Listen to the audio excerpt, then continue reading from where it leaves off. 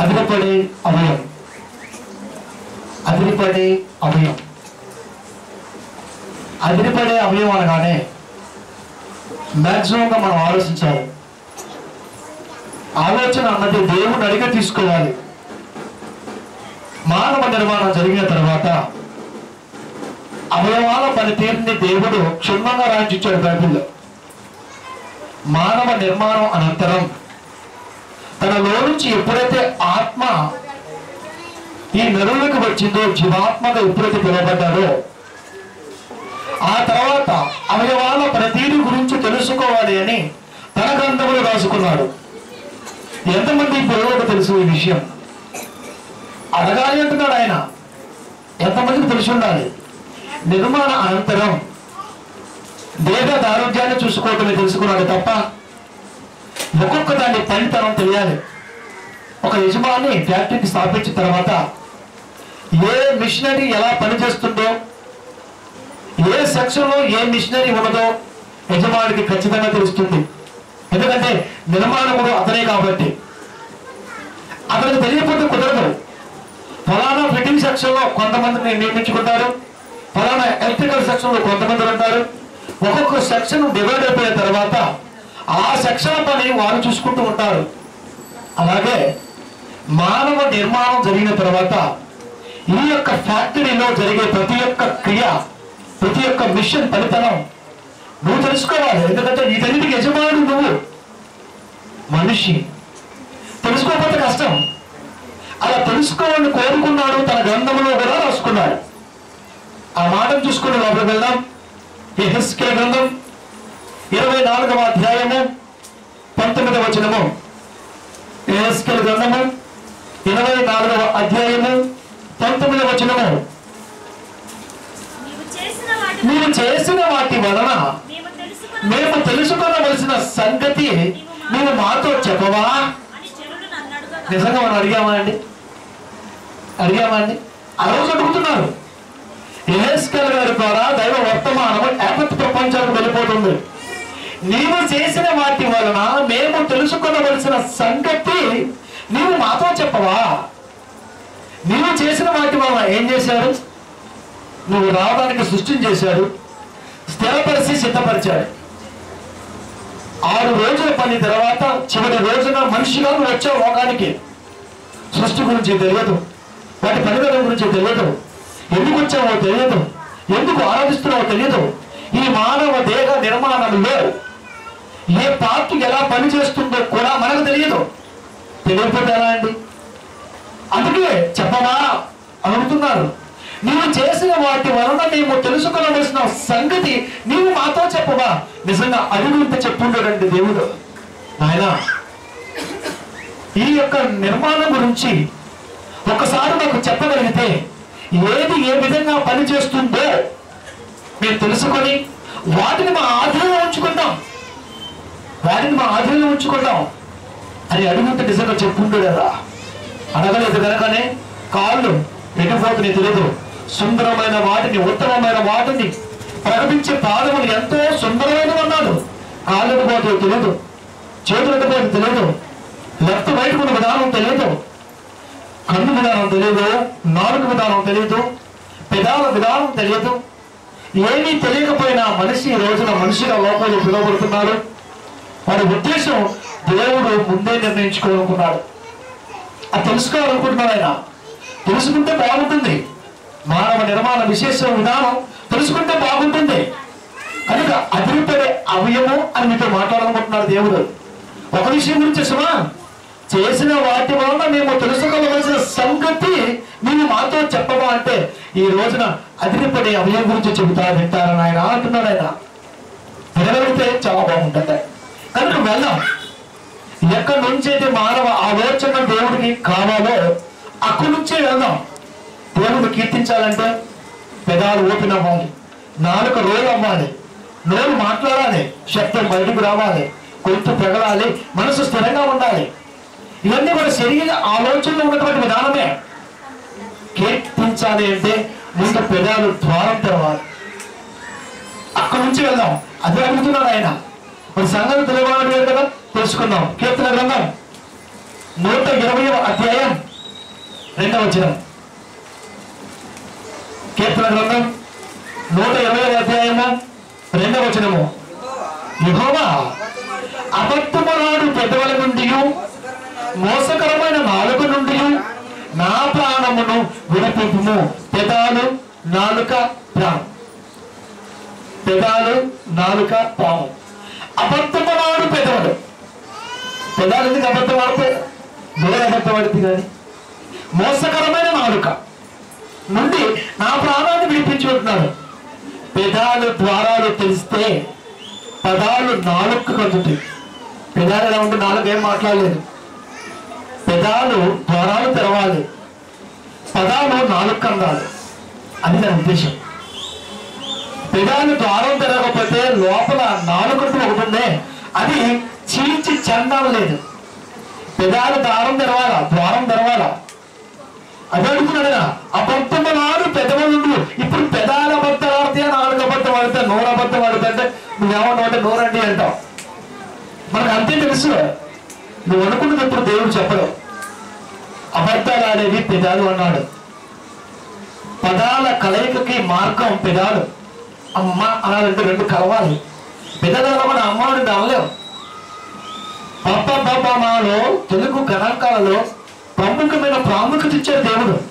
ఖచ్చితంగా కలిసి తీరాలి ఈ 5 అక్షరాలకు కూడా.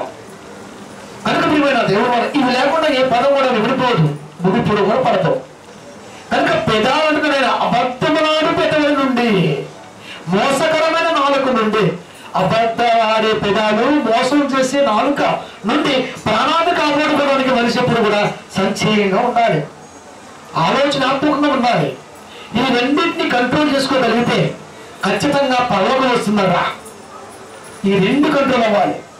ఒకటి పెదాలు ద్వారాలు తెలిసి మార్గాలు వాడికి అందిస్తాడు కాబట్టి నాలుకకి.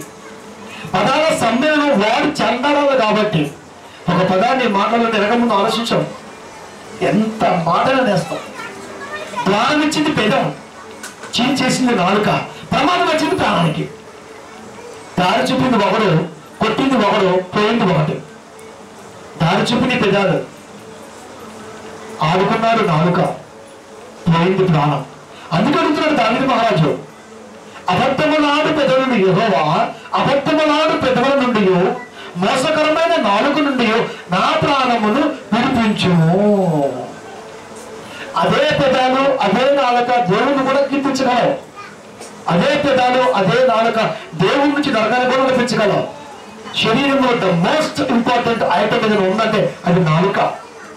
పెదాలతో ముడిపడిన నాలుక, పెదాలతో ముడిపడిన నాలుక. ఒకవేళ పెదాల ద్వారం తెలిసిన నాలుక కదలగలిగిన మాటవాడు స్వరపేట నుంచి వాడిని మోగవాడు అంటారు. మరి పెదాలు తెలుస్తున్నా నాలుక మాట్లాడుతున్నా స్వరపేటకు నుంచి మాట రావట్లేదు అంటే ప్రాణానికి సేఫ్.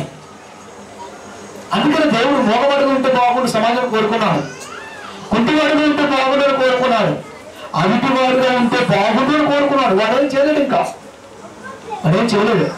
కనుక ప్రియమైన దేవుడు అన్ని ఇచ్చాడు. అన్ని ఇచ్చిన తర్వాత శరీరంలో ఉన్నటువంటి ఒక మోసకరమైన పదార్థం అనగా ఐటమ్ అనగా అవయవం గురించి నువ్వు తెలుసుకోవాలి. అందుకనే అడుగుతున్నాడు ఆయన, నీవు చేసిన వాటి వలన మేము తెలుసుకోవాల్సిన సంగతి నీవు మాతో చెప్పవా? నేను నిజంగా జనులు అడుగుంటే అబద్ధముల పెదవు నుండి, మోసకరమైన నాలుక నుండి నా ప్రాణాన్ని కాపాడగలిగేది ఏమిటో మనకు అర్థమై ఉండేది. అది కాలేదు కనుకనే, తెలుసుకునే ఆలోచన మనిషి లేదు కనుకనే అజాగ్రత్తకి నిలువెత్తులు వచ్చిన రోజు మనిషి. ఎన్ని వాక్యాలు, ఎన్ని లేవు. 65 పుస్తకాల్లో 3 కోట్ల చిల్లర అక్షరాలు ఉన్నాయి. ప్రతి అక్షరం కూడా నువ్వు క్షుణ్ణంగా ఆలోచిస్తే ఇక్కడి నుంచే ప్రారంభం అవ్వాలి. కీర్తి అన్నది పెదాల ద్వారం నుంచే ప్రారంభం అవ్వాలి. కనుక ముందు ఇక్కడ మూస్తే పోతుంది అన్నాడు దేవుడు. అందుకని జ్ఞానం ఎక్కువగా మాట్లాడటం అంటే ఎక్కువగా పని చెప్పడు. పెదాలకి మాట్లాడిన ఒక మాట సరే దిగిపోద్దంటే చాలా ఆలోచించి మాట్లాడగలగాలి. అంటే కంట్రోల్లో పెట్టుకోవాలి. పెదాలను కానీ నాలుకను కానీ కంట్రోల్లో పెట్టుకోగలిగి ఉంటే చాలా బాగుంటుంది. అందుకని వాటి నుంచి నీకు విముక్తి కావాలి. అలా కావాలి అంటే చాలా జాగ్రత్త. ఎందుకంటే దేవుడు అనగా ఈ రోజున మనం ఉన్నాం, పైకి బయటికి వెళ్తారు, చాలా మంది చాలా పనులు చేయరు. నోటి మాటతో సాయంత్రం కాగానే ఇంటికి ఎంత కొంత వస్తుంటుంది, కష్టపడి పని చేస్తాం, ఒళ్ళు హోటల్ అవుతుంది, కానీ డబ్బులు రావు. వాళ్ళని బ్రోకర్స్ అంటారు.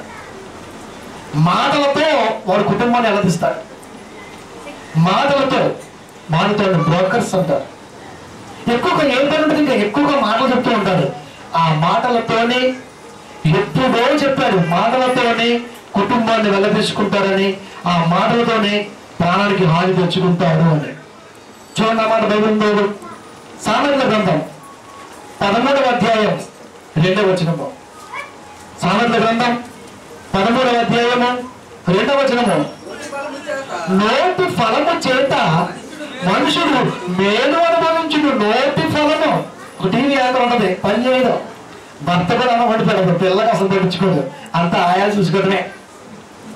అంటే ఎప్పుడు వచ్చింది తెలుసా, 7కే కత్తిరి సీర కట్టకుండా 8 సీరలు తెచ్చింది. నోటి ఫలము ఎంత గొప్పగా మాట్లాడితే అంత బెనిఫిట్. మనమేమో పని మాట్లాడుకుని వస్తా ఉంటాం, పని చేస్తామో మనకెళ్ళదు, మాటలాడకపోతే తనకెళ్ళదు. అదే తేడా. ఎప్పుడో చెప్పాడు ఆయన, నోటి ఫలము చేత మనుషులు మేలు అనుభవించును. విశ్వాసఘాతకులు బలత్కారము చేత నశించెదరు. విశ్వాసఘాతకులు బలత్కారము చేత అంటే నాశనపడుతూ ఉంటారు, ఆయన నాశనం అవుతారు. విశ్వాసఘాతకులు బలత్కారం చేత నశించెదరు. విశ్వాసానికి అఘాతం ఏర్పడే విధానం నాలుగు నుంచి బయలు వెళ్ళింది. నోటి ఫలం ఒకరికి మేలు, మరొకరికి అక్కడే వారికే. ఏ నోటితో అయితే ఫలాన్ని అనుభవిస్తున్నావో అదే నోటితో దేవుడికి విశ్వాసఘాతకుడుగా ఉన్నావు. నువ్వు బ్రతకడం కొరకు మాత్రమే నోటిని ఉపయోగిస్తున్నావు, దేవుడి మాట రావట్లేదు కనుక దాన్ని బ్రోకరేజ్ అన్నారు. ఇప్పుడు అలాంటి వాడు బతకగలడు, అలాంటి వాడు దేవుడికి విశ్వాసఘాతంగా ఉండగలడు. అలాంటి వాడికి ఇష్టపడి మనం ఉన్నామో చూసుకోవాలా. మేము బ్రోకరేజ్ పెట్టలేదు కదండి, మేము ఉండట్లేదు కదండి అనుకోమాకండి. వెళ్దాం, ఒకరికి వచ్చింది కదా. మరి వాళ్ళని ఎందుకు చూపిస్తున్నామంటే వాడు పెరుగుతున్న విధానం మనం ఏం చేసుకోవాలంటే మనం ఉంటున్న విధానం. మేము బ్రోకర్లో కాదు కదండి, మరి అలా చేయట్లేదు కదా అనుకోవచ్చు. అస్సలైన వాడు ఎక్కడున్నాడయ్యా అంటే సంఘంలోనే ఉన్నాడు, దేవుని యొక్క దగ్గర ఉన్నాడు. 12 మంది శిష్యులు ఏర్పాటు చేసుకున్నాడు. అంటే అంతమంది కూడా ఉన్నారు, అంతకుముందు కూడా ఉన్నారు. యేసుస్వామికి సువార్త వెళ్తున్నప్పుడు కొంతమంది 70 మంది ఏర్పడుతున్నారు, మరికొకసారి 10 మంది ఏర్పరుచుకున్నారు. ఎంతమంది ఏర్పరుచుకున్నా లెక్కగలిగిన వాడు మాత్రం 12 మంది తీసుకున్నారు. అందరూ పడిపోతున్నారు, నమ్మకస్తు తీసుకున్నాడు. వారిలో సహోదరుడు యోధ కూడా ఉన్నాడు. యేసుక్రీస్తు వారి పక్కనే ఉంటున్నాడు. ప్రతిసారి ఆయన మాటకు ఊపడుతున్నాడు, మహత్కారాలకు పాల్పంచుకుంటున్నాడు, ఆయనతోనే స్నేహ సహవాస బంధంలో ఉన్నాడు. 2 రూపాయల కమిషన్ కోసం బ్రోకర్ ఏ విధంగా అయితే కొనేవాడిని మోసం చేశాడో, పరలోకం నుంచి తన రక్తాన్ని ఇచ్చేటువంటి ఆ కొన్నటువంటి వ్యక్తులు కూడా అదే డబ్బుతో మోసం చేశాడు. ఆ బ్రోకర్కి మనకి పెద్ద తేడా లేదు. లోకానుసారమైన బ్రోకర్కి, యేసు నమ్ముకున్న ఈ బ్రోకర్కి పెద్ద తేడా లేదు. ఆడు బ్రతుకుతుంది రూపాయి కోసం, వీడు గుర్తిస్తున్నాడు అదే రూపాయి కోసం. విలువ కట్టలేని రక్తాన్ని దారపోసి పాప విమోచన కలిగించిన యేసు స్వామిని కేవలం 30 వెండినాలనుకున్న ఘనత మన సహోదరుడు యోధాది. యేసుక్రీస్తు తెలియదంటే తెలుసు, మారతాడేమో అనుకున్నాడు మహానుభావుడు. మారలా బ్రోకరేజ్ కూడా అమ్మేటప్పుడు కన్ను పెడుతూ ఉంటాడు, ఇలా అంటూ ఉంటాడు. అతనికి అర్థమవుతుంది, మనకి అర్థమవుతుంది, అది ఇద్దరికి అర్థమవుతుంది. ఇద్దరికి చెప్తాడు, ఒకేసారి ఇద్దరికి చెప్తాడు. కానీ ఎలా అంటాడు అంతే, ఇచ్చేయంటాడు, తీసుకో అంటాడు. అటు నుంచి కొంత వస్తుంది కమిషన్, ఇటు నుంచి కొంత పోతుంది. ఇద్దరికి మేలు చేసిన వాడిగా ఉంటాడు. బయటకు వచ్చాక అన్న మేలు చేసేవి నాకు సూపర్ అన్న, అయ్యా తగ్గించి పెట్టావు మంచిగా ఉందయ్యా. ఎవరు ఎక్కడ పోతే నాకెందుకండి, ఆమె ద్వారా 2% కమిషన్, మీ ద్వారా కొంత కమిషన్. సాయంత్రం కావాలి కుటుంబం బేస్. విశ్వాసఘాతకుడు అన్నాడు. అలాంటి వారు వ్యాపారం చేయకూడదు, వడ్డీ వ్యాపారం అసలు చేయకూడదు. అది సంఘంలో కూడా వచ్చేసింది. ప్రియమైన దేవుని వాళ్ళగా యోధ ఎక్కడున్నాడు? నోటి ముద్దు చేత యేసుక్రీస్తు వారిని అప్పగించాడు. ముట్టు ఎప్పుడు పెడతాం? ప్రేమ కలిగితే పెడతాం. అదే ప్రేమ కలిగినట్టుగా యేసు స్వామి పెట్టాడు. పెట్టిన వాడే ఎత్తునవాడే ఆయన చెప్పాడు. అంతే పట్టించేశాడు. ముట్టుతో పట్టించాడు. ఏమైనా ఆలోచన? ఈరోజు మనం దేంతో ఉన్నామో మనకు ఆలోచించాలి. ముట్టు పెదాల నిదర్శనం. మోసకరమైన పెదాలు, అబద్ధమైన పెదాలు. ఆ పెదాలతోనే ముట్టు పెట్టాడు మహానుభావుడు. మాట్లాడాలా? ముట్టు పెట్టాడు. అంతకు ముందు మాట్లాడొచ్చాడు. నేను ఎవరినైతే ముట్టు పెడతానో అతనే మీరు కావలసిన వాడు. మాట అయిపోయింది. మోసకరమైన నాలుక మాట్లాడొచ్చింది. అబద్ధమైన పెదాలు అంతే పెట్టేశాడు, అప్పగించేశాడు. చూడండి ఆ సన్నివేశాన్ని. మత్తయి సువార్త 26వ అధ్యాయము 49-50 వచనములు. నిజంగా ఆటం బాంబు ఉందంటే మనలోనే ఉందండి. ఎక్కడో ఉందనుకుంటాం మనం. ప్రమాదం ఎక్కడో లేదు, మనలోనే ఉంది. వెంటనే యేసునద్దకు వచ్చి వధువురా నీకు శుభం, ప్రైజ్ ది లార్డ్ బ్రదర్ అన్నాడంతే. శుభమని చెప్పి అప్పగించుకో శుభమా? ఏమంటు అప్పగించుకో శుభమా? బోధకుడు వెంటనే ఆయన ఎదుగు వచ్చి బోధకుడు నీకు శుభమని చెప్పి ఆయనకు ముద్దు పెట్టాడు. పెదాల ద్వారా తెలిసే అంతే. యేసుక్రీస్తు తెలుసు. ఆయన ఏమన్నాడు? యేసు చిలికాడా. చిలికాడా అంటే ప్రియుడా, ఐ లవ్ యూ. చిలికాడా తెలీదా? తెలుసు. ఎందుకు? ఆయన తెలుసు. పెదాల యొక్క తత్వాన్ని తెలుసు. పెదాలు మార్గం తెలిస్తే నాలుక చెందడ విధానం తెలుసు. కనుక యేసుక్రీస్తు వారు నోరు తెలిసి జాగ్రత్త పెట్టుకున్నాడు దేవుడు. మరి చిలికాడా నువ్వు చేయవలసినది చేయి. నువ్వు ఏం చేయాలనుకుంటావు అది చేయి. ఎందుకంటే అన్న నీకు ఒక రోజు ఉంది. నీకు ఒక రోజు ఉంది. ఎందుకంటే నేను వచ్చింది కూడా అందుకే. నేను వచ్చింది కూడా అందుకొరకే. శిలువలో మరణించి ప్రాణాన్ని పెట్టి అనేకులను రక్షణ ఇవ్వడం కొరకే నేను వచ్చాను. మధ్యలో దూరావు. అందుకే ఒక సందర్భంలో మాట్లాడుతూ నీవు పుట్టకపోతే నేను అన్నాడు ఆయన. నువ్వు పుట్టకపోతే నేను. యేసుక్రీస్తు వచ్చి దేని కొరకు? సకల మానవాళి పాప పరిహార్థమై తన రక్తాన్ని చిందించాలని, అనేక హింసలు పొందాలని, సాక్షాత్తుగా మానవాన్ని చూడాలని, ఆ బ్రతుకు పరమాత్మ నీకు తెలియాలి అని. అందుకే వచ్చారు యేసుక్రీస్తు. ఎందుకు వచ్చారు ఈ లోకానికి? ఎందుకు వచ్చారు? 44 మంది ప్రవక్తలు మ్యాక్సిమంగా తండ్రి నుంచి వచ్చి అనేకమైన మాటలు చెబుతున్నా ఏ ఒక్కరు పట్టించుకోకపోయేసరికి ప్రాణం పెట్టినా చివరికి మారతారేమో అని ప్రాణం పెట్టే భక్తుడే వచ్చాడు. ప్రాణం పెట్టే పనులోనే ఉన్నారు. మధ్యలో దూరాడు. తెలుసుకోవాలి కదా. ఆల్రెడీ ఉరి పడిపోయింది సార్కి. ఉరి పడ్డోడిని మటర్ చేసేది. ఇప్పుడు ఉరి పడ్డోడు ఉరేసుకుపోతాడు. అయిపోతుంది పని. మటర్ చేసేవాడికి ఇప్పుడు నువ్వు పోతావు. యేసుస్వామి వచ్చింది అందుకే. ఈ లోకాన్ని రక్షించడం కొరకు కనీసం ఇలాంటి మరణం పొందిపోయి మానవాన్ని ఆలోచిస్తారేమో అన్న ఆలోచన కలిగి తండ్రి రాసుకున్నాడు. గుర్తుడికి లోకానికి వచ్చాడు. అదే చేస్తున్నాడు ఆయన. అంతే తప్ప కోట్ల కట్టుకోవడానికి మేళ్ళ కట్టుకోవడానికి రాలేదు.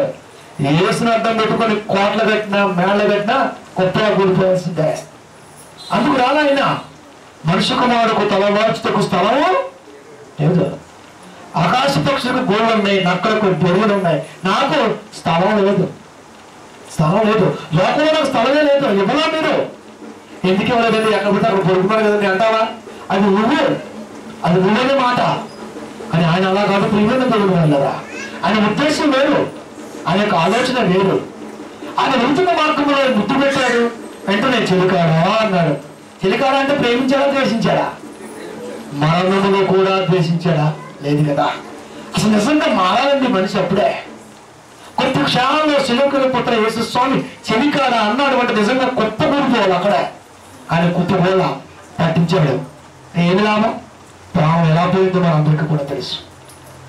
దేవుడు చూశాడు. ఇప్పుడు దేవుడు చూశాడు. కానీ పెదాల యొక్క ఉద్దేశాన్ని గుర్తెరగలేదు. నాలుక ఎలా మాట్లాడిందో పట్టించుకోలేదు. చివరికి ప్రాణం పోగొట్టుకున్నాడు. పెదాలు ఏం మాట్లాడాయి, నాలుక ఏం మాట్లాడుతుంది, ప్రాణం ఎందుకు పోగొట్టుకున్నాడు ఆలోచించిన స్థితిలో ఆనాటి యోధ ఉన్నాడు. మరి ఈ రోజున మనలాంటి ఉన్నా మేము ఏ రోజు కాదండి అంటావా? మనం అంతకంటే ఎక్కువ ఈ పెదాలతో మాట్లాడుతున్న మాట, ఈ పెదాలతో పలుకుతున్న పాట ఏదైతే యేసుక్రీస్తు వారికి దగ్గరగా ఉన్నదా లేదా అని మేము మాట్లాడాల్సిన అవసరం ఉన్నది. అలా లేకపోతే ఎప్పటికైనా ప్రమాదం ఇప్పుడు మన దేవుని వల్ల ఎప్పటికైనా డేంజరే. 15-26 సామెత గ్రంథం, సామెత గ్రంథం 15వ అధ్యాయం 26వ వచనం చూడండి. నాకు ఒక మంచి మాట ఉంటుంది కింద. సామెత గ్రంథం, దురాలోచనలు యెహోవాకు హేయము. దురాలోచన, ఇప్పుడు యోగా కలిగి ఉన్న దురాలోచన మంచి ఆలోచన. దురాలోచన యెహోవాకు హేయములు, దయగల మాటలు ఎంత యేసుక్రీస్తుని చూపిస్తున్నారు చూసారా? యోధా తత్వం, యేసు లక్ష్యం రెండు ఒకే కదా కనపడుతున్నాయి మనకి. రెండు ఒకేసారి మాట్లాడు, ఒకే పదములో ఇమర్చాడు దేవుడు. దురాలోచన యోగా కలిగి ఉన్నాడు. ఒకవేళ ఈ రోజు మనం ఉన్నప్పుడు సహోదరుడు మనం కూడా ఆలోచించుకోవాలి. యెహోవాకు హేయములు, దేవుడికి అయిష్టమని దయగల మాటలు ఆయనకు ఇష్టం. ఇప్పుడు దురాలోచనతో ఉన్నామా, దయగలిగిన మాటలు ఉన్నామా నువ్వు ఆలోచించాలి. ఎందుకంటే ఈ రోజున అదిరిపడే అవయవం ఉంది అంటే అది నాలుక, అది పెదాలు. ఇవన్నీ కూడా నీ కంట్రోల్లో ఉండాలి. కంట్రోల్ తప్పితే ఎప్పటికైనా సరే యువతకి ఛాన్స్ ఇచ్చినా తీసుకోరా. ఈ రోజు కూడా మనకైనా ఛాన్స్ ఉందో చూడాలి. మరి మనకు అలాంటి ఛాన్స్ ఉందో చూడాలి. వాక్యం అందుతుందా, వాస్తవంగా అందుతుందా, కొన్ని శరీరపరంగా అందుతుందా? ఈ శరీరానికి కావలసిన వాక్యమే అందుతుందా, కానీ ఈ శరీరం ఉన్న ఆత్మ పౌలోకానికి చేరే వాక్యమే అందుతుందా? నువ్వు ఆలోచించాలి. అలా ఆలోచించగలిగిన వైపు ఖచ్చితంగా బాగుంటుంది. లేకపోతే చాలా కష్టం ఉంటున్నాడు ఆయన. అందుకని మన దేవుని వలన ప్రతి మాట చెవులారా వినబడుతున్నప్పుడు అది ఆలోచించే కెపాసిటీ అనేది బ్రతికుండగా మనకు వస్తున్నప్పుడు దాని ఉద్దేశం నువ్వు ఆలోచించాలి. దురాలోచన చేస్తే కష్టం. ఆలోచన దురాలోచన దేవునికి భయంకరమైనటువంటి పదం, అది హేయము అన్నాడు. కనుక అలాంటి హేయం ఒకవేళ కలిగి ఉంటే ఈ రోజే తీసివే, ఈ క్షణమే దాన్ని పక్కకు పాడగలనుకో. కీర్తన గ్రంథం 52వ అధ్యాయం 2వ వచనం. కీర్తన గ్రంథం 52వ అధ్యాయం 2వ వచనము. మోసము చేయువాడా, వాడిగల మంగలి కత్తి వలె నీ నాలుక నాశనము చేయ ఉద్దేశించుతున్నది అంటున్నాడు ఆయన. మోసము చేయవాడా, మోసం చేసేవాడు తీయగా చెప్తాడు మాటలు. ఏదో వచ్చి అలాగే చెప్పాడు. మరి ఎవరు కఠినంగా చెప్పాడా? లేదే. మోసము చేయవాడా, వాడి గల మంగళకత్తి వాడు. ఇప్పుడు మంగళకత్తి ఎందుకు అన్నాడు?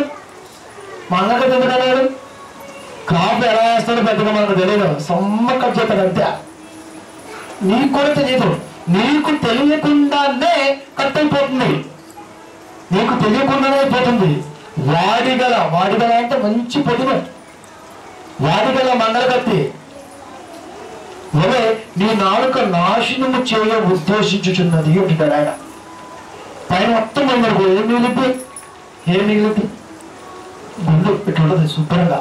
దాని కింద ఉంది ఆలోచనకి మార్గం. మంగళకత్తి అన్నాడంటే నీకు అర్థమవుతుంది. గుండు ఎలా చేస్తావు నువ్వు చేసుకోపోయి, మనం చేసుకోలేం. అతను చేస్తే సమ్మగా ఉంటుంది.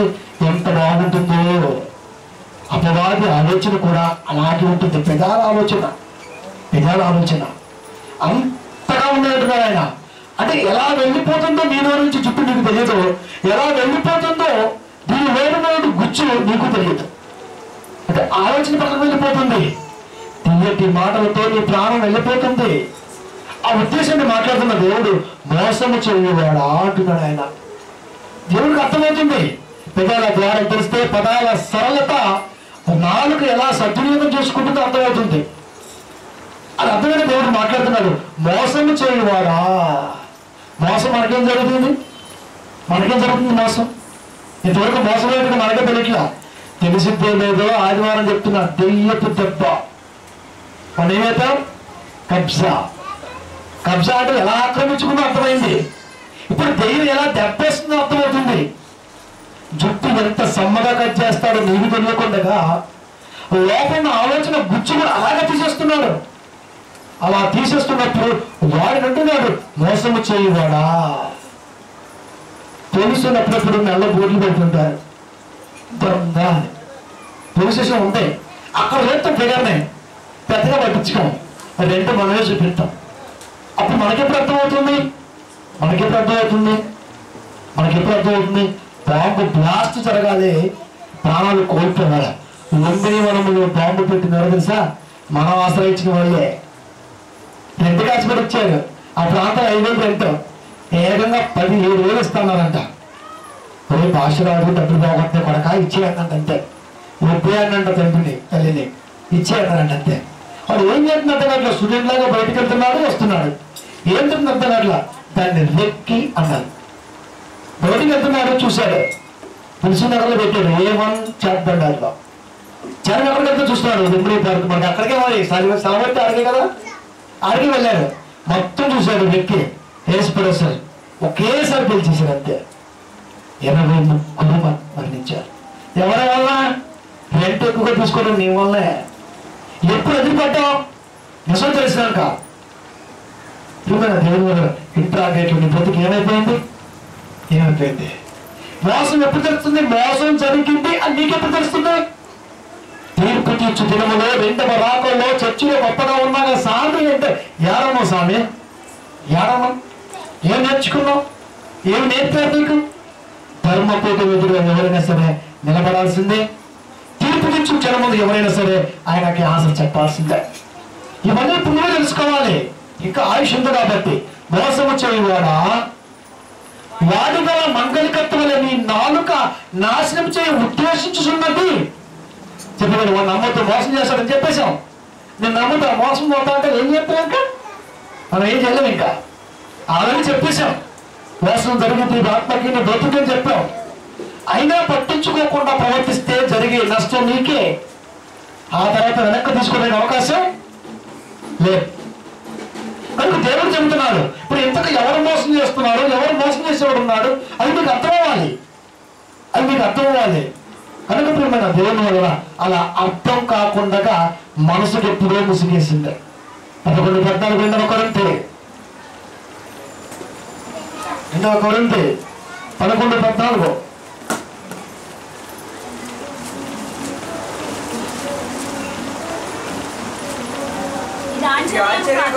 ఇది ఆశ్చర్యము కాదు, సాతాను తానే అంటే రంగులో దిగాడు. ఇంకా సైనికులు ఉన్నారు, వాళ్ళ వల్ల కాట్లా, ఎందుకంటే మనలాంటి అడ్డపడుతున్నాం. ఇప్పుడు రంగులో దిగాడు, సారే దిగాడు. ఇంకా సాతాను తానే వెలుగుతూత వేషము ధరించుకుని నీ మధ్యకు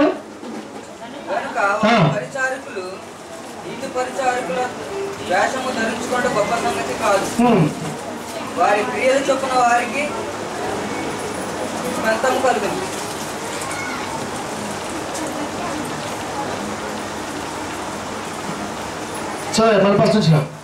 ఇది ఆశ్చర్యము కాదు, సాతాను తానే వెలుగుతూత వేషం ధరించుకొనిచున్నాడు కనుక వారి పరిచారకులు సాతాను తానే అంటే రంగులో కట్టకు దిగేశాడు ఆయనే. సాతాను తానే వెలుగుదూత వేషము ధరించుకుని ఉన్నాడు కనుక వాని పరిచయం వెలుగుదూత అనగానే ఎవరన్నా వెలుగుదూత అని ఎవరంటాం? మనం అప్పుడప్పుడు అంటుకుంటాం, వాడు ఒక వెలుగు చేసినట్టు దూత అంటుంటాం. తానే వెలుగుదూత వేషము ధరించుకుని ఉన్న మాట అక్కడ ఉందా? ప్రియమైన దేవుని వల్ల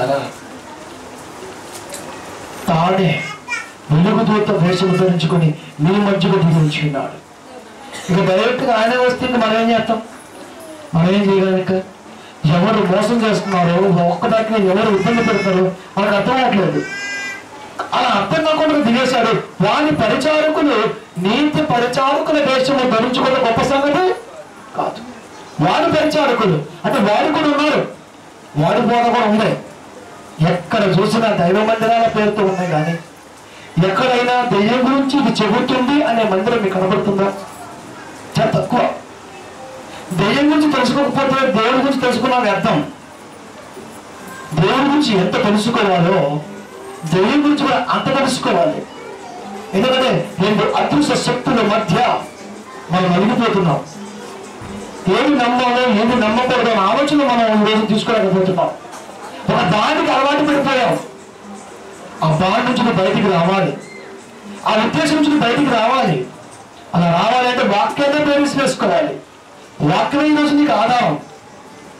సామెత గ్రంథం 18:21, సామెత గ్రంథం 18:21,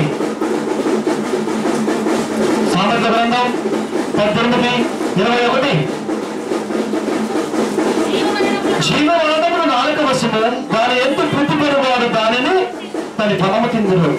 జీవమరణములు నాలుక వశం. జీవమరణం అంటే నువ్వు బ్రతకాలన్నా చనిపోవాలన్నా అది నాలుక ఆధీనంలో ఉంది. నాలుక ఆధీనంలో ఉంది. నువ్వు బ్రతకాలన్నా సావాలన్నా నాలుక ఆధీనంలో ఉంది. నువ్వు బ్రతకాలన్నా చనిపోవాలన్నా నాలుక ఆధీనంలోనే ఉన్నది. నోటి మాటతో ఉరేసుకుని చాలా మంది చూసాం. కుటుంబంలో ఏదైనా చిన్న సమస్యలు రావచ్చు. నోటి మాటే పెద్దగా లేదు. ఒక ఆమె ఉంది, చర్చి నుంచి బయట ఇంటికి పోయింది. భర్త అడగాలంటే అమ్మా చిల్లిగారు లేదని. చిల్లిగారులో తీయలేదండి. అక్కడ లేదంటే ఇప్పుడు దాకా అలసిపోయి వచ్చాడు, నీకు వచ్చిగా చేసుకోవచ్చు కానీ అంట. ఆయన అలసిపోయి వచ్చాడు. ఇరువురు మధ్య అండర్స్టాండ్ లేకపోయేసరికి ఏమేందో తల్లి తిరగదు గారి సినిమాలో వెంటనే వెళ్ళిపోయింది. సీర తీసుకుని ఊరేసుకుని ప్రాణం తీసుకుంటాం. చిల్లి గారికి ప్రాణం తీసుకోవాల్సిన అవసరం ఏముంది అంటే ఎలాంటి బలమైన వాక్యం అవుతుంది రోజు నీకు. ఒక బ్రతుకు సరిదిద్దే వాక్యం నీకు వెళితే ఆత్మహత్య చేసుకుంటే నరకానికి ఆత్మ వెళ్ళిపోతుంది అని తెలుసుంటే ఆత్మ చేసుకునేది కాదు. అది తెలియదా అలా పోయింది. ఇంకొక ఆయన ఉన్నాడు ట్యాంక్ లోయ ట్యాంక్ బండ్లో. ఆయన మెంటల్ స్పెషలిస్ట్. ఏమంటే ఆయన ఆత్మహత్యల మీద రీసెర్చ్ చేసి ప్రతి ఒక్కరు కనిపిస్తున్నాడు మేటర్. ఆయన చేసుకున్నాడు చివరికి ఆత్మహత్య విషయ సాగర్లో. ఇది దాని ఉద్దేశం ఏంటి? నీకు వాక్యం తెలిసిందా నిన్ను పరలోకం వెళ్ళనివ్వను. వాక్యం తెలియకపోతే ఎలాగో వెళ్ళనివ్వను. తెలిసినా వెళ్ళనివ్వను, తెలియకపోయినా వెళ్ళనివ్వను. నా ఆధులో ఉంచుకున్నది నీతి పరిచారకుల వేషము ధరించుకుంటే గొప్ప సంగతి కాదు. కనుక జీవమానం బ్రతకాలన్నా సామాన్య నీ దాకా మీద పెట్టాను. నీతోనే ఉన్నది. నువ్వేమన్నా చూసుకో. బ్రతికించి వేసేవా నీ కొరకు అంటే ఖచ్చితంగా బ్రతికిస్తాడు. ఏమన్నా స్వామి ఎక్కడైనా వాక్యమే కదా అంటే ఎక్కడైనా చేసే వాక్యమే. చాలా మంది మాట్లాడుతూ ఉంటారు, ఎక్కడైనా వాక్యమే కదుపుతుంటారు. నిజమే. మరి ఈ మాట కూడా తీసుకోవాలి. మరి యోబు గ్రంథం 38:2 చూడండి. తెలియదు కదా మరి అది కూడా. యోబు గ్రంథం 32వ అధ్యాయం 38:2 వచనం 38:2. జ్ఞానము లేని మాటలు చెప్పి ఆలోచన జరుపుతున్నా వీడెవడు ఎవరు వీడు అంటే అర్థం ఏంటి? మనకి పనికిరాని వాడు. జ్ఞానము లేని ఆలోచన చెప్పి, జ్ఞానము లేని మాటలు చెప్పి ఆలోచన జరుపుతున్నా వీడెవడు అంటే ఇప్పుడు చెప్పగలిగే మాటలు ఎలా ఉండాలి? జ్ఞానవంతంగా ఉండాలి. బ్రతుకు దిద్దుకోవాలి. ఆ పెదాలు తిరగటం వలన, నాలుగు తిరగటం వలన, స్వరపేటిక సహకరించడం వలన ఈ రోజున మంచి చెడు ఒకే నోట్లోంచి బయటకు వస్తున్నాయి. అదే నోటితో కీర్తిస్తాం, అదే నోటితో దేవుడికి దూరంగా ఉంటాం. కానీ ఆ ఉద్దేశాన్ని కొట్టుకున్నాడు ఆయన. అలా ఎప్పుడు కూడా బ్రతకడానికి వీలు లేదు అంటున్నాడు ఆయన. కీర్తన గ్రంథం 120వ అధ్యాయం 7వ వచనం చూడండి. కీర్తన గ్రంథం 120వ అధ్యాయం 7వ వచనం 127. నేను కోరిన సమాధానమే ఆయనను, మాట నా నోట వచ్చిన తోడనే వారి యుద్ధములకు సిద్ధమవుతుంది. ఎంత పవర్! నాలుగు ఎంత పవర్ ఉంది. ఇదే నోట్లో చూస్తుంది వాక్యం, ఇదే నోట్లో చూస్తుంది చెడు. అందుకే తను కంట్రోల్ పెట్టుకున్నాడు.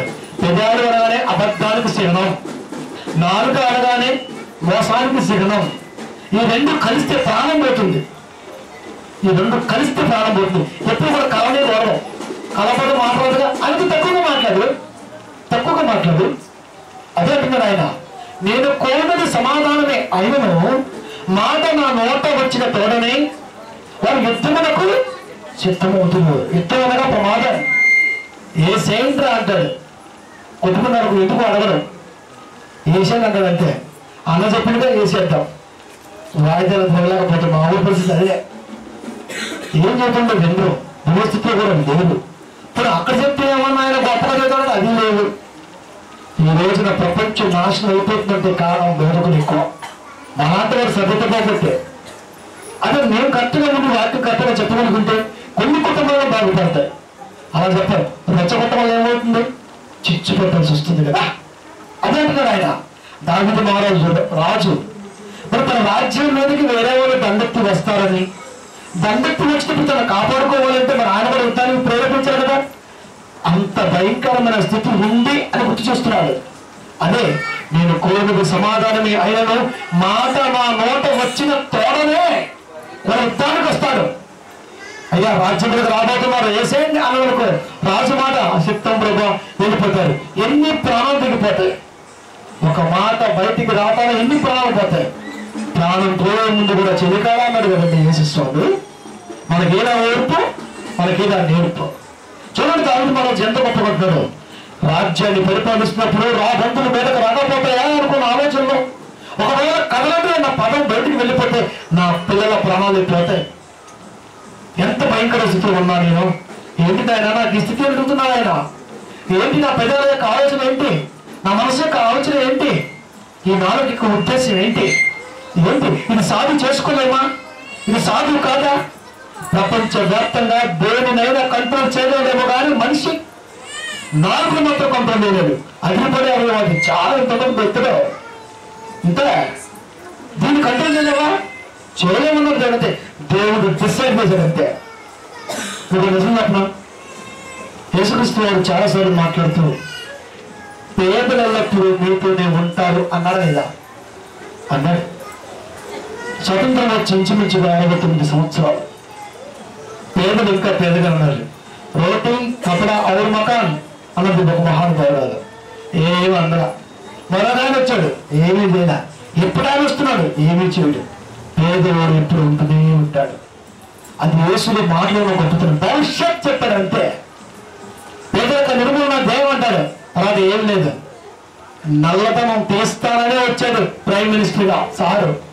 తీరా అందరూ వెళ్ళిపోయి వెనక్కి వెళ్ళిపోయిన ప్రాసెస్ అంతా.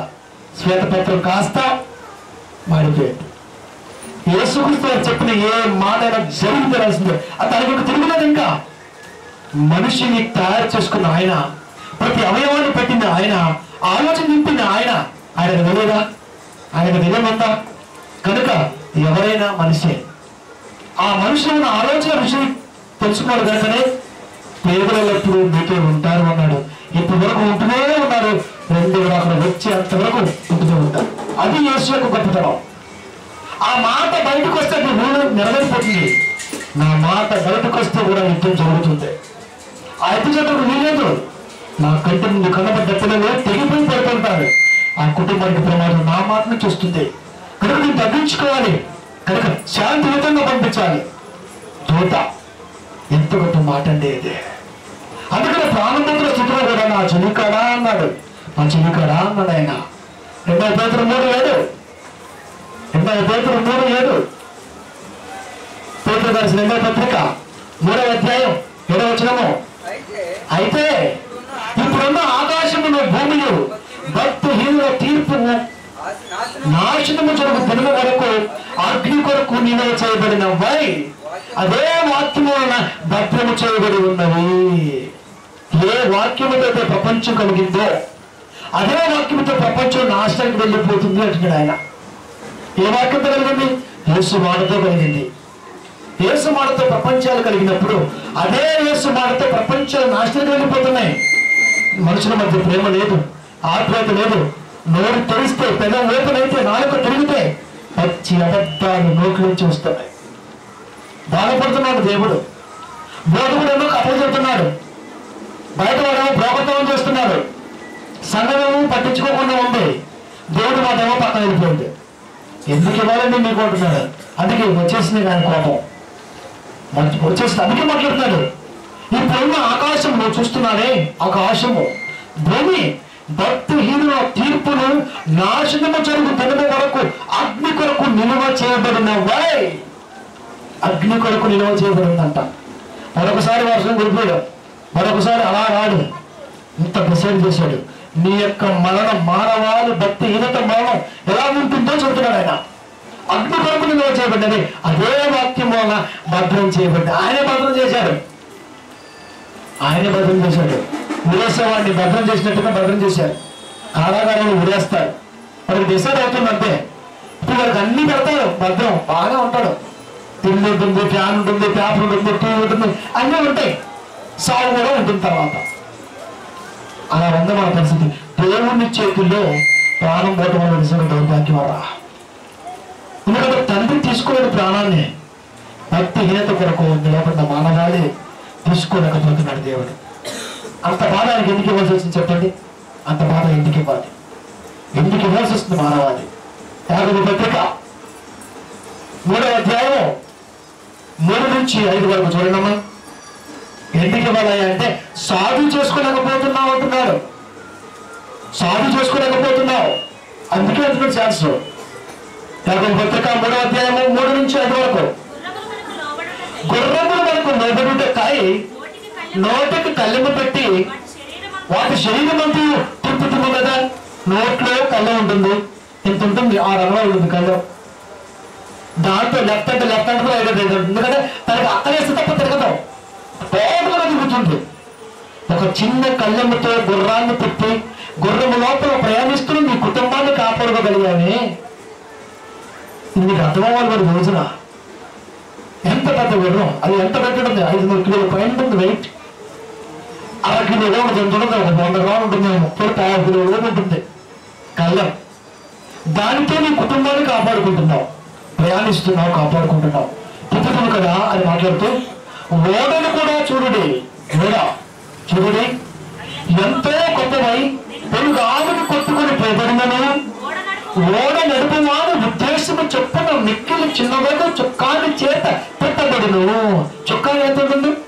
బయటలో ఇలా పడుకుంటుంది, ఇలా చూస్తారు.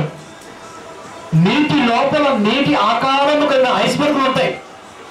మాక్సిమం 50 కిలోమీటర్ల వరకు కూడా చూడొచ్చు పైన. ఇంకా ఐస్బర్గ్స్ ఎక్కడి నుంచో చూసి లోపల ఉన్నటువంటి వారికి రక్షణార్థమై ఈ చిన్న చుక్కాలతో వాడు వాడని తిప్పుతాడు. ఆ ఐస్ బర్గ్ ఇక్కడ వెళ్ళకుండా ఐస్ కొండకు ఢీకుంటే పగిలిపోతుంది. 1923 టైటానిక్ కూడా అలాగే పగిలిపోయింది. 1200 మంది వెళ్ళిపోయారు మ్యాక్సిమంగా. కనుక చుక్కాని ప్రాబ్లం. ఈ చిన్న చుక్కలతో లోపల సమాజాన్ని నువ్వు రక్షించగలుగుతున్నప్పుడు, నోటిలో కళ్ళం పెట్టుకొని ప్రయాణిస్తున్నటువంటి వారిని గుణంతో రక్షించగలుగుతున్నప్పుడు, వాటి కంటి అని మాట్లాడుతూ అలాగనే నాలుగు కూడా చిన్న అవయవమైనను బహుగా అదిరిపడును. అదిరిపడాలో 7 అంశం. నాలుగు ఎంత ఉంటుంది? ఎంత ఉంటుంది? దగ్గర చిన్నది. శరీరంలో చాలా చిన్న పార్ట్. దానితో శరీరం మొత్తానికి నాశనం ఇచ్చేస్తుంది. అదిరిపడు, బహుగా అదిరిపడును. కంట్రోల్ ఉండదు. కానీ ఇక్కడ వాక్యం అంటాం, బయటికి వెళ్ళాం అనుకో, అంటే వాతావరణం మారిపోతే ఏం మాట్లాడుతుంది తెలియదు. లోపబాబుని మేడం మనకి ఇక్కడైతే ఇక్కడే కలుపుతున్నాడు. యావత్ ప్రపంచ వ్యాప్తంగా ఇదే సమస్య. ఒక ఓడని కంట్రోల్ చేయగలుగుతున్నాడు, ఒక ప్రతి దాన్ని కంట్రోల్ చేసుకోగలుగుతున్నాడు. కానీ వాడిలో ఉన్నటువంటి అవయవమే పెట్టుకోగలుగుతుంది. అది మాత్రం కంట్రోల్ అవ్వదు.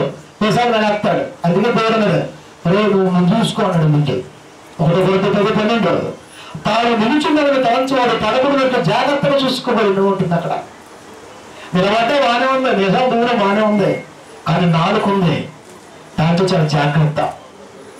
పడకూడనట్లు జాగ్రత్తగా చూసుకో. నిలబడ్డారని తలంచువాడు పడకూడనట్లు జాగ్రత్తగా చూసుకోవాలి. ఆకుని చూసుకో. పడేసేది నాలుగే, మన కొట్టగలిగేది నాలుగే. ఎంత డేంజర్ అండి. అదిరిపడే అవయవం చిన్న నాలుక. ఇది జాగ్రత్తగా ఉంటే ప్రపంచం మొత్తం జాగ్రత్తగా ఉండేదర్రా. ఇదేదో జాగ్రత్త లేదు. అదిరిపడే నాలుక, శాపాలు పెట్టి నాలుక. ఇక పైపొచ్చి చర్చికి రాకపోతే పాస్టర్ గారు శాపాలు పెడతాడు. మామూలుగా పెడతాడా? మామూలుగా పెడతాడా? ఆ శాపాలు కాస్త సత్యస్వార్తకు వెళ్ళిపోతుంది. ఎప్పుడో చెప్పారు అమ్మాలి మనం. అలా శాపం పెడితే వస్తుందా? శాపాలు ఉన్నాయా? ఉన్నాయా? శాపాలు ఏమన్నా? శాపం రాదు మనకి. శాపం అంటే వస్తే దేవుడు మాట తుమ్మికరిస్తలే. ఇంత అదిరిపడే నాలుక కంట్రోల్ లేకపోతే ప్రపంచానికి నాశనం అన్నది. కంటి చేయమా, ఎంత కొంచెం నిప్పు, ఎంత విస్తారమైన అడవిని తగలబెట్టిన అగ్గిపొలతో గీచి పక్కకు వచ్చామనుకో, తెల్లవారి సరకలు ఎకరాలు కాలిపోతే అంతే. అగ్గిపొల ఎంత ఉంటుంది? అడుగు ఎంత ఉంటుంది? నీ వల్ల దాన్ని నరకటం. తెల్లవారి సరకలు మొత్తం స్మాష్. అంత డేంజర్ కిందమ్మా. నాలుక అగ్ని.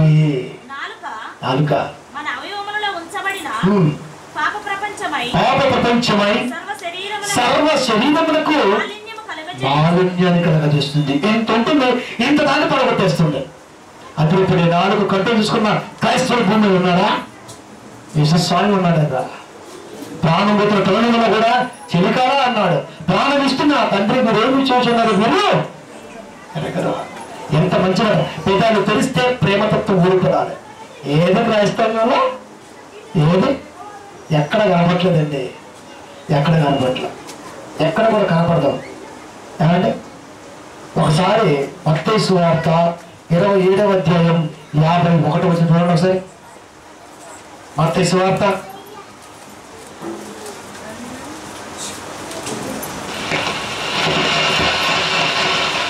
27వ అధ్యాయము. అప్పుడు దేవాలయపు తెరపై నుండి అప్పుడు దేవాలయపు తెర పై నుండి క్రిందికి రెండుగా చీలిన ఉందన్నమాట. ఎప్పుడు యేసుక్రీస్తు వారి సినిమాలో దేవాలయపు తెర ఎందుకు ఉన్నాయి అంటే చెప్తాను. ధర్మశాస్త్రం దాని విడుదల గురించి మాట్లాడతాను. బయట మీకు కూలి వాళ్ళకి తెలియదు కదా. మరి ఇవ్వాలి. దేవాలయపు తెర ఎందుకు ఉన్నాయి అంటే పాత నిబంధనల కాలానికి కొత్త నిబంధనల కాలానికి దారి అది. దేవాలయపు తెర జరిగిందంటే డైరెక్ట్ గా ఇప్పుడు దేవుడితోనే మనం పాత నిబంధనల కాలంలో పాస్టర్ గారికి చెప్పాలి, అయ్యా పలానా తప్పు చేశాను అయ్యా అని నేను చెవిలో చెప్తే ఏదైనా దేవుడికి ప్రార్థించాలి. అది తెర అర్థం ఉన్నప్పుడు. యేసుక్రీస్తు వారి మరణంలో ఆ తెర చిరిగిపోయింది. ఇప్పుడు డైరెక్ట్ గా నువ్వు ప్రార్థన దేవుడికి పాస్టర్ గారు చెప్పాల్సిన అవసరం లేదు. 1:9 ఉంటుంది అన్నమాట. యేసుక్రీస్తు నలుడు మధ్యవర్తి దేవుడి ఒక్కడే అని మాట్లాడుతూ ఉంటుందన్నమాట. చూడండి అప్పుడు అది కూడా ఎన్ని మాట్లాడినాయండి బైబిల్లో. ఒక నాలుక తన ఉద్దేశం చెప్పాలి రోజులు మీకు. దేవుడు ఒక్కడే, దేవునికి నరునికి మధ్యవర్తి ఒక్కడే, ఆయన క్రీస్తేసను నరుడు. కనుక అది చినిగిపోతే తప్ప పాత నిబంధన కాలంలో నుంచి కొత్త నిబంధన కాలంలోకి నువ్వు రావాలి అంటే దేవుడితో సంబంధం పెట్టుకోవాలా ప్రార్థన విషయంలో. అందుకే చూసేశాడు. అది ఎక్కడో ఒకటి పెట్టారంట. విషయంలో కొత్త బాగాలేదంట, ఇక్కడ పెట్టారంట. వాడు చెప్తే ఇలాంటి వాళ్ళు ఏమంటారు చెప్పండి? బైబిల్ రాదర్రా. అందుకనే దేవుడు మాట్లాడిన మాట. అందుకే దేవుడు చెప్పాడు, నోటి ఫలము చేత మనుషుడు మేలనుభవిస్తాడు. నోటి ఫలం అంటే అయ్యా అందరూ తోడు ప్రజం బాగుందయ్యా అంటే ఇంకా వెళ్ళిపోతాడంతే. ఎందుకో తెలియదు, ఏ ఉద్దేశమో తెలియదు. ఒకరో చెప్తాను, పాత నిబంధన నుంచి కొత్త నిబంధనలోకి క్రైస్తవాన్ని ఎలా నడిపించాలో చూస్తారో చెప్తాను మీకు.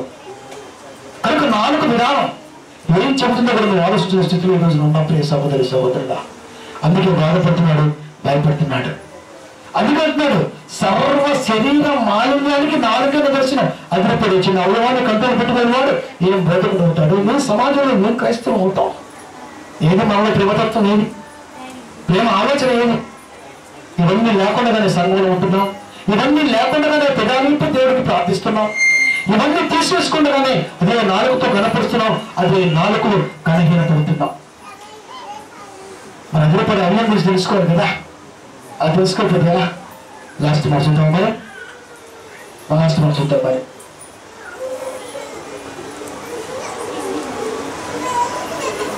కీర్తన వెళ్దాం.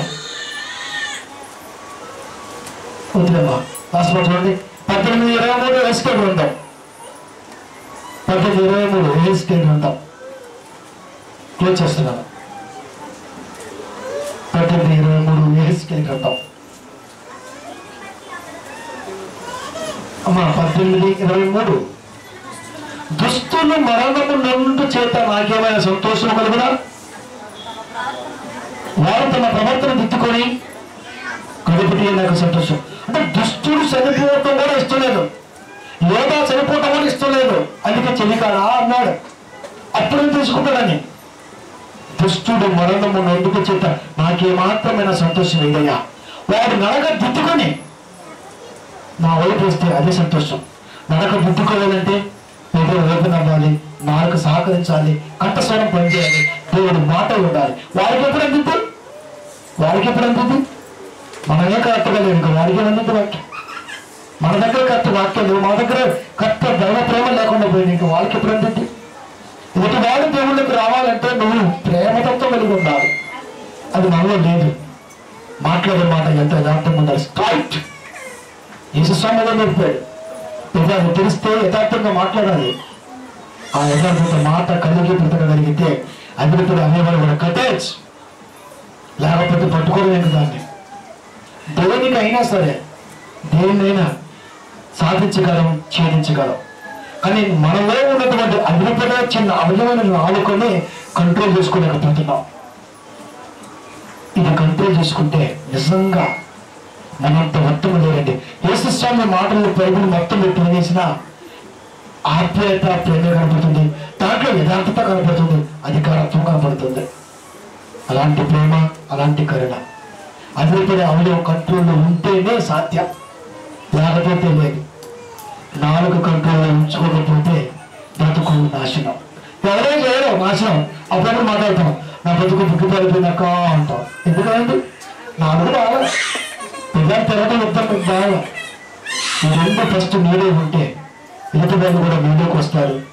దేవుడు కూడా దుష్టులు మరణము నుండుట చేత నాకు సంతోషం వేయడం, వాళ్ళ ప్రవర్తన గిట్టుకొని నాలో ఉంటే అది నాకు సంతోషం. అంటే దుష్టుడు కూడా సరిపోకూడదు అన్నది ఆ మహాత్ముడి ఆలోచన. అలాంటి ఆలోచన ఈరోజు మనకు అందాలి అంటే కంట్రోల్లో పెట్టుకోవాల్సింది అదిరిపడే వ్యక్తుడి నాలుకనే. ఇది కంట్రోల్లో ఉంటే నిజంగా ఈ శరీరం బాగుంటుంది, మన పిల్లలు మనతో వాళ్ళు బాగుంటారు, అందరూ బాగుంటారు. ఈర్ష్య ద్వేషాలు రావాలి అంటే పెదాలు తెరవాలి, పదాలు జారాలి, అవి నాలుగు అందాలి. ఇవన్నీ కంట్రోల్లో ఉంచుకోగలిగితే ఖచ్చితంగా మనంతా గొప్ప వాళ్ళు కంట్రోల్ మీద. కనుక చిన్నదే అది పడుతుంది, అది కంట్రోల్లో పెట్టుకోవాలి. అలా పెట్టుకున్న వాడే పరలోకానికి వెళతాడు, పెట్టుకున్నాడే అనుకున్న వాడు పరలోకానికి వెళతాడే అని ఆలోచన ఉంటాడు. ఆలోచన ఉన్నామా, వెళ్దామా, నిర్ణయం మనం తీసుకుందాం. ప్రియక మంచి పడతానా?